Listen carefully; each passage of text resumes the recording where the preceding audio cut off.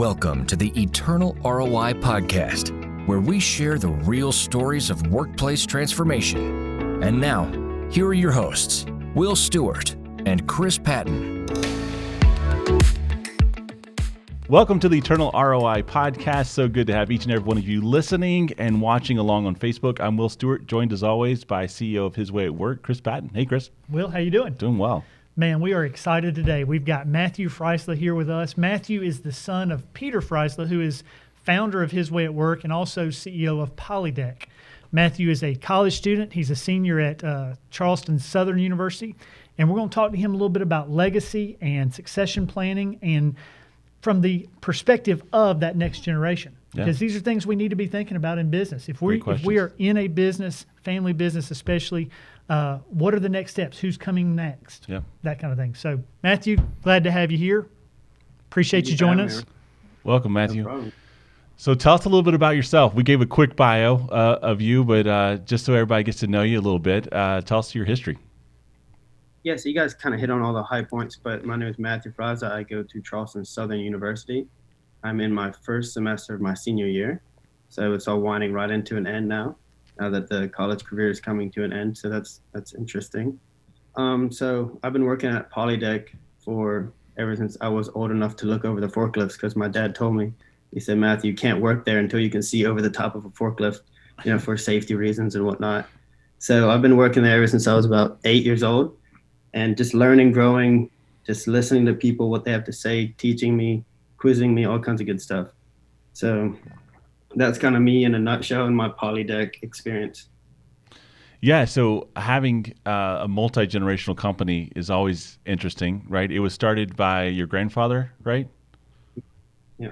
Yeah, and what was it like growing up in a thriving business in the middle of something that was just a lot of hubbub around it? Family organizations and family meetings were always a really fun time, because the dynamic between my dad and my grandpa was always so interesting to watch, for me to see how they interacted with each other, and also as well for me to interact with my dad and my grandpa, because we all got along really well. We all play golf together, we go fishing, we do a lot of cool things together. So it's really interesting for us to hang out and have a good time together on the weekends, and we go down to Hilton Head and all that good stuff where my grandpa lives. And as you were a kid, kind of growing up in the business, you can see over the forklift now, doing odd jobs there at Polydeck. What was your vision for yourself? Was this something like where you're like, man, one day I'm going to take over, and it went from your grandfather to your dad, and now it's going to come to me? Or was it something where you're like, none of this, I'm going to do something else? Yeah, so I always kind of looked at it as an opportunity, because God's put this in front of me to where He's given me such a blessing to live this life and to influence so many people. Because at the end of the day, for me, it's all about influencing people and making their life better. Because if I can't make my employees' lives better or the customer's life better, then I think in my eyes I'm failing. So it's always been an opportunity for me and something I've been looking forward to. Yeah, that's good. A lot of kids don't have that. I mean, I know some do, some don't, but it's good that you always saw it as something that you wanted to do. Now, for those who don't know, we've had your dad, Peter, on. So that was like episode 2 or 3, somewhere in there. Yep. But tell a little bit about Polydeck and what that company is. So Polydeck is a manufacturer of screening media. So what we do is, the problem we try to solve is that when these different aggregate and coal and mining operations go and dig up the dirt out of the ground, we basically help them sort the different sizes of rocks so that they can turn it into profit. And there's a lot of different things that go into that. There's the digging part, there's the screening part, and then there's what you do afterwards. So we help them with the screening and sizing of the actual rocks to get it to where they can separate it and make it to be profitable for them. Awesome. And then this business isn't just a fly-by-night, local business. I mean, you're across the world, so people can understand, like, what's the scope and scale of Polydeck? So we're technically about 75 million, I think it is. That's what we're projected to be, right around there this year. COVID has obviously had an impact on us this year, but it's been really interesting, and we're a worldwide organization. We have a facility in Santiago, Chile, in South America, and then we also have one in Spartanburg, which is our kind of mothership. We we produce a lot of the big stuff, and we carry a lot of the overhead at Spartanburg facility. So that's kind of our company in a nutshell, if you will. Mm-hmm. So having you take over, it isn't a fly-by-night operation. It's not something small. It's not just like, hey, here's the keys. There's got to be some planning and some preparation. So what was the start of, thinking about the legacy and thinking about moving it to the third generation? How'd that conversation come about, or was it just something that was always understood? No, that's an excellent question. And for a lot of people coming into the business, like into another business like us, Deister's a great example. Run for Brothers is another great example of family companies. And I've learned a lot from the way that they do it and the way that they introduce the next generation into the company. But for me, it was always kind of something that I wanted to do and something that my grandpa had envisioned for me to do to take over the company eventually. And, it wasn't ever forced on me, which was the big thing for me, because I think if it was forced on me and I didn't really have a choice, it would be different for me. But the fact that I was given the opportunity and given the freedom to make the choice was really helpful for me. So that's kind of how it went for me. And it's obviously been a lot of tough decisions and a lot of tough things that I've had to do through the company to become someone that's capable of running, and I'm by no means there yet now. So, Matthew, I've come out of a family business as well, and the oldest son and the one assumed to take the charge of the business at some point. And you've talked on some of the positives, some of the excitement around that, but there can also be some challenges to that, right? So touch a little bit on growing up. 8 years old is roughly where you were able to see over the forklift and you could start working there. Were you expected to work, whether in Polydeck or outside? Were you expected to work? What were the expectations on you from your dad as you worked, that kind of thing? Share a little bit of even the harder stuff. Yeah, so I've been really blessed. My dad's a great guy. He's really been supportive of me over the years. And, I always wanted to go into Polydeck, and I've always had this little voice inside of me that says, Matthew, go work, go do something. Don't sit around and let life happen to you.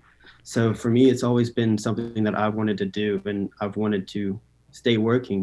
When I was at college, I have tried to work as much as possible, whether it was doing something on a boat, driving a boat, cleaning a boat, whatever it might have been. I've always tried to stay busy and keep doing something to gain more experience, because that's what it's all about for me. It's experience. Sure. But some of the more negative things that, I've felt over the years is, just the massive amount of pressure that comes with taking over a company that's constantly growing. Because if you think about it from my perspective, I understand the company's big now, but to put it in perspective, what's it going to be like in 5 years when I'm ready there? It's going to be 110, 120, 130 million maybe. So who knows? Like, it's always trying to catch up to where the business is going to be. If that makes sense. Makes perfect sense. And probably 5 to 7 years ago, total, I would guess, somewhere around 250 employees, and now it's north of 400 employees between Spartanburg and Chile. So you may be at 500-600 employees at that point, plus their families, all the responsibility for that. It's a big deal. Right. Yeah. No, it is. It's a lot of pressure.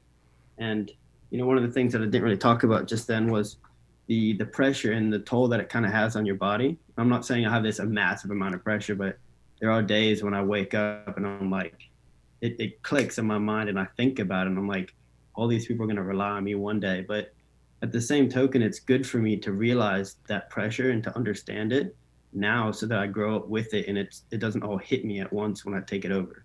That makes sense. Great point. Yeah. How should a parent help mitigate that pressure? And how has your dad helped and your grandfather because it's not all on your shoulders right now, but it will be one day. And how do you kind of like keep it from being such a stressful thing for someone, up and coming? Yeah. So one of the ways I kind of think of it like a cloud, like it's a cloud that's going to eventually rain on me. It's going to happen. So what my dad has helped me with is he's put a lot of mentors around my life with umbrellas. They hold their umbrellas above my head to kind of get that water off of me. But every now and then it's good for me to, get a little wet, feel some of that pressure. And then what my dad has helped me to do, Mark Kress, him well. Jeff Anderson's another coach of mine, and I have a couple coaches down here that are helping me along my journey, faculty advisors and stuff like that are constantly guiding me and coaching me to be someone that can be successful. Because a lot of the times the thing I come back to is get coaching from the people that have been where you want to be. And the people that have been where I want to be are my dad, my grandpa, and Mark Kress. They're big people in my life that I go to, once a month with questions and concerns and stuff that I have to think about. So that's probably one of the biggest things that I could say to people out there is give your son or your daughter the mentors around them so that they can have the guidance to travel through this journey. That's a great point. And in many cases, Matthew, that may happen in a crisis where there's a situation with the family, the child, whatever, and then suddenly they bring help in as a parent to get someone to talk with the child to get them through. But in your case, this has been an intentional part of your development all along, something you and your dad both and your grandfather have intentionally put in place and carried through. And you for your part, you could have rejected this. You could have said, no, I just want to go have fun, but you've embraced it. And that's a big deal. But I think your advice there, the intentional selecting and making sure there are some people along the way that can speak into your life that have been where you are headed is a big deal. No, definitely. It's huge. And I think I'll be in a very different position now than I am now. I see a lot of people, a lot of my friends now, they have anxiety over the schoolwork and the stuff and the amount of stuff that I have to think about on a daily basis. If I didn't have the mentors in my life to where I could call them, whenever I need anything, I don't think I would be in the position that I am now for sure. It's a great point. Any of the business owners out there, business leaders out there listening that have mentors or have someone in their lives speaking into them, know the value of it. But oftentimes, and I'm one of those, oftentimes we forget that's something we need to arrange and set up for those coming behind us, right? It's that's a big piece of advice right there. Yeah, really is. And starting early, right, is important because you're in your early 20s. You're not out of school yet. Your dad's not an old man at all. So there's the thought and the intentionality to succession and figuring out exactly what are the next steps. I mean, that's something that's going to be in the future. It's not like it's around the corner. Right. And just that foresight is so important. Yeah. No. That's great. So what are your next steps as you look into upcoming May, where you are graduating from Charleston Southern? What are the next steps in your journey, in your path? What are you thinking about those? And, what has been the discussion around your graduation and next steps going toward the business?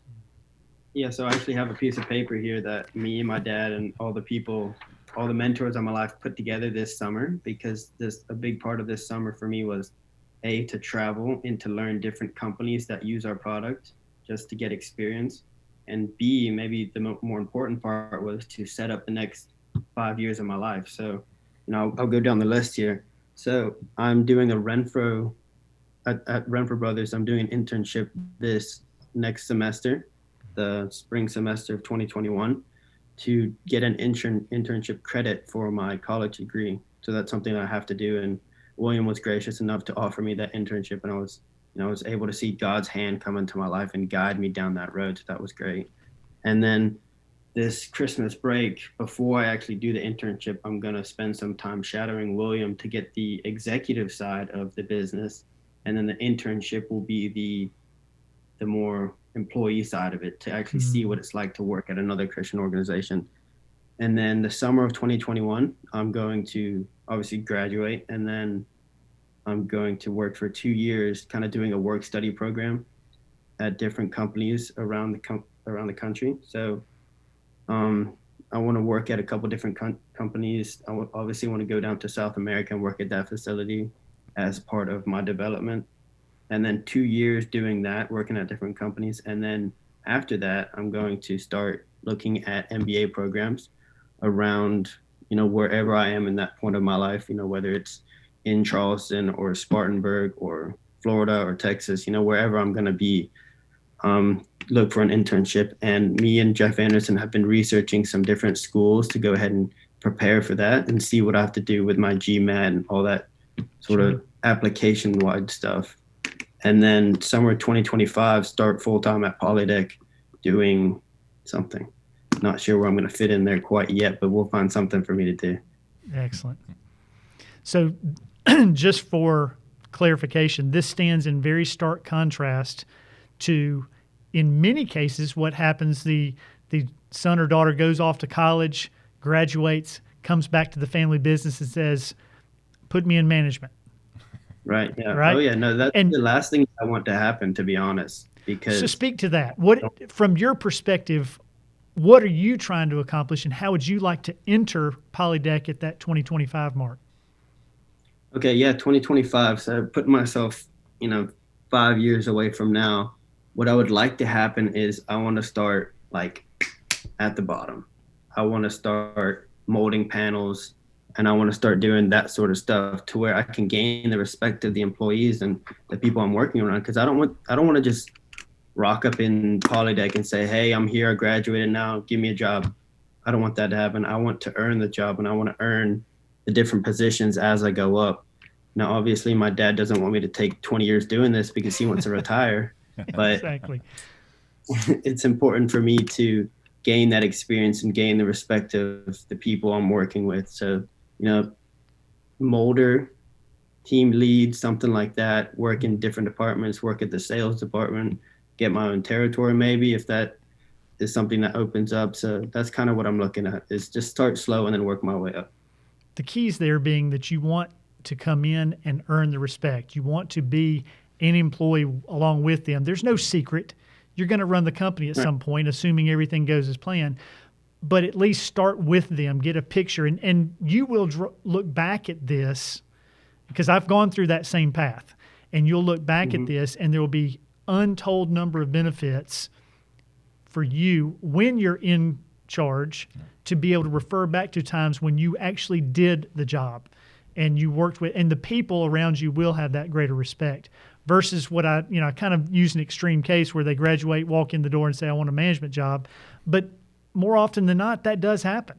So we're trying to give some ideas around what these business owners can be thinking about, what they can do with their next generation. Yeah, definitely.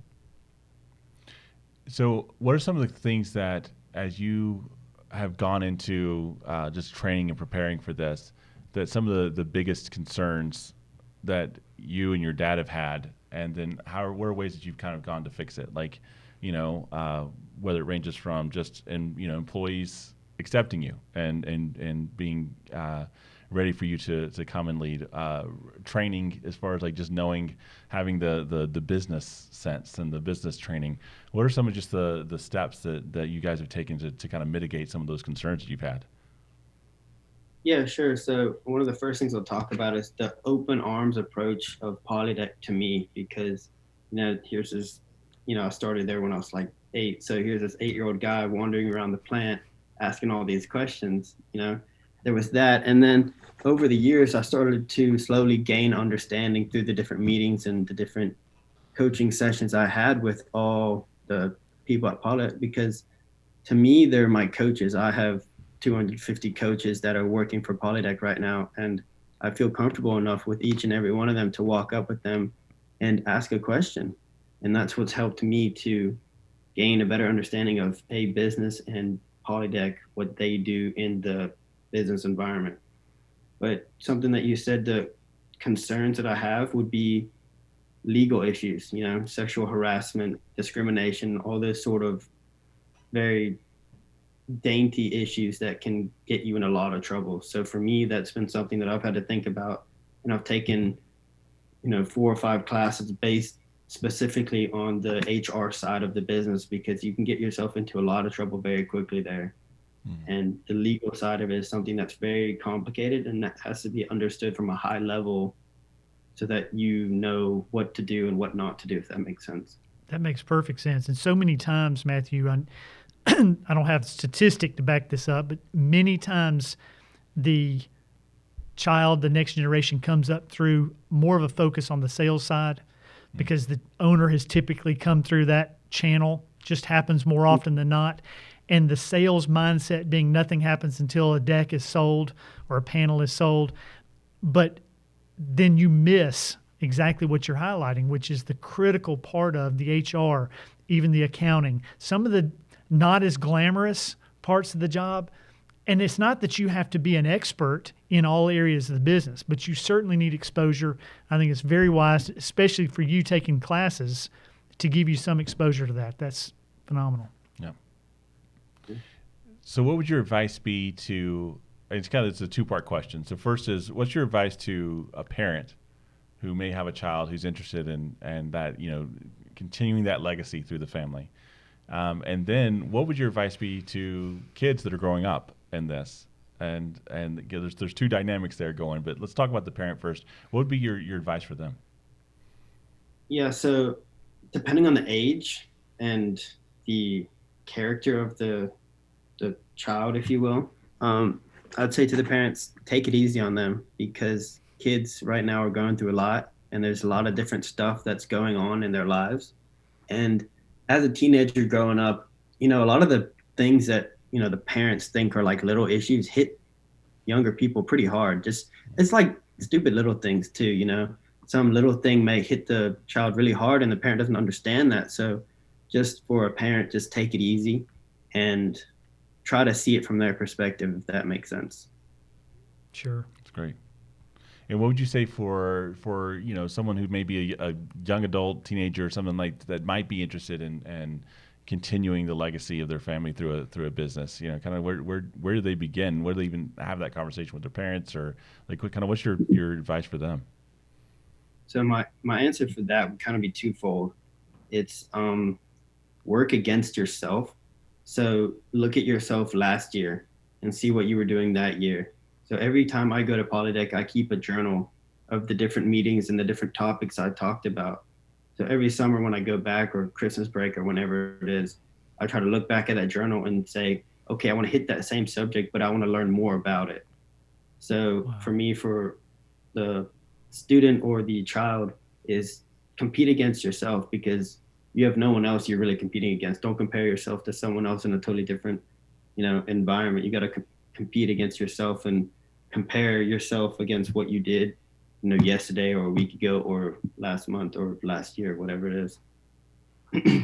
That's tremendous, Matthew, because if you think about that, dig into that a touch, it's also, you're not going to be your parent. Just because you're following their footsteps, just because you're coming into the business, doesn't mean you're going to be who they are in the business. You're going to be an individual that's different. You're going to manage differently than your dad. You're going to have different strengths that he doesn't have, and you're going to have some weaknesses where he's got strengths. So there's often pressure from the next generation to try to fill the shoes of their parent and be who they are instead of just who you are. So that's tremendous advice. Compete against yourself. It's a big deal. Yeah, really is. Yeah, definitely. So you talked about mentors that have helped shape you. Are there any other resources, books that you've read, that's helped you through this journey to where you are today? Yeah, a couple different books, and I listen to a lot of podcasts, when I'm driving to and from Charleston. Yeah, so a lot of good. So a lot of Christian podcasts that I listen to, and not necessarily a specific topic, but to just keep that in your mind and keep it flowing through your ears all the time is a good idea. And whether it's a specific religious business topic or a not necessarily religious but just business minded topic, that stuff is just good for me to listen to when I'm driving. Half the time I don't even be paying attention, but I'm still listening, and it's hitting somewhere in my brain. I believe it has to. Yeah, it absolutely does. So creating a caring culture, is important. I mean, Polydeck's done a incredible job with that, and that's something we talk about a lot with Eternal ROI. I'd love to get your perspective on that, and how, because I know you mentioned when we first started about employees and just want to make sure that they have I forget exactly what you said, but having a great work environment and caring for them. But kind of what's your heart there with just with Polydeck and making sure that there's a caring culture? Yeah, definitely. So caring culture has always been something that's been really important to me, and something that a lot of people don't know, or maybe they do know, is that my dad hasn't always been the same man that you see today. I don't really remember it, but I know through things that have happened that he was very focused on the American dream and profit and getting things done. And then he went on the silent retreat, and he came to this aha moment where he realized that, okay, life is more about people and we have to take care of them. And he put all of these programs in place. So watching that change happen was very beneficial to me, to see what life was like before the change and what life was like afterwards. And to see the effects that it had on the employees and my family was tremendous. So the caring culture has always been something that's important to me. And my heart is out there for the people. I love people. I love talking with them. I like hearing their problems. I love trying to solve their problems, because at the end of the day, that's what it's all about. They're not just there to make a profit. They're there to provide for their family. And you have to think about that they also have their own problems. And when they go home, they might have someone that's sick in their family, or their uncle may be having cancer, or whatever it might be. You got to think about them. You got to take care of what they have to deal with. So just understanding that people have their own issues just like you do is very important for me, and something that I constantly try to remember. Yeah. That's incredible. Right. Man, you're wise beyond your years, and you're blessed with a network of people who have really invested in you, and I can tell. So I hope that anybody that's listening, watching, can see like this is what you do. You take a young man, you make sure that he has all the tools he needs to grow. And I mean, same thing with your daughters as well. And so I think it's awesome. I appreciate the time taking the time to chat with us, and good luck with the rest of your college experience, and then that internship. I think there's a bright future ahead for you. I appreciate that. Thank you for having me on. And these are some great questions that I hopefully had some good answers to. Amen. Absolutely. Thank you for listening. Hope you found some value in today's discussion. If you're inspired and you'd like to learn more, His Way at Work has a number of resources and tools for you. Just check us out at hwaw.com. If you're new here and you'd like to check out more episodes, just go to Facebook or to any podcast platform and make sure to subscribe there. Or if you know somebody that might find value in what we're talking about, feel free to share with them and point them in our direction. Thanks again for listening. We'll see you next time.